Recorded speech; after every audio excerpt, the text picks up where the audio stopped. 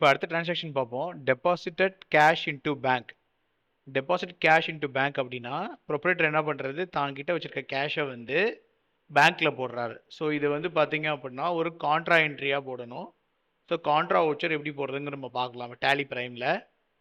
So இங்கே debit என்ன உள்ள வருது, கிரெடிட் என்ன வெளியே போகுது அப்படிங்கிறது பார்க்கணும். டெபிட்டுங்கிறது பார்த்தீங்க அப்படின்னா பேங்க்கு, ஏன்னா பேங்க்குள்ளே கேஷ் வருது. ஸோ டெபிட் த பேங்க்கு, கிரெடிட் வந்து வாட் கோஸ் அவுட், நம்மகிட்ட இருக்க கேஷ் வந்து வெளியே போகுது. எங்கே போகுது, பேங்க்குள்ளே தான் போகுது, அதுவும் நம்ம அக்கௌண்ட் தான். So it's a contra entry. டேலியில் gateway of Tally, gateway of டேலியில் வவுச்சர், வவுச்சரில் இங்கே வந்து கான்ட்ரா என்ட்ரியை செலக்ட் பண்ணிக்கோங்க. ஸோ இப்போ கேஷ் வந்து வெளியே போகுது. ஸோ 40,000. பேங்க்கு இல்லை. ஸோ பேங்க் கிரியேட் பண்ணிக்கிறோம்.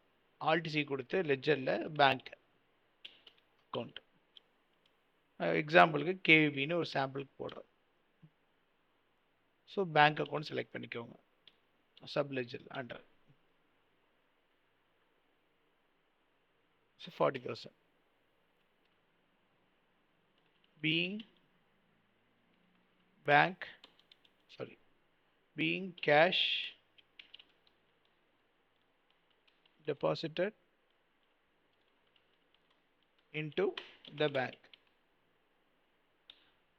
கண்ட்ரோல் கொடுத்து சேவ் பண்ணிக்கோ.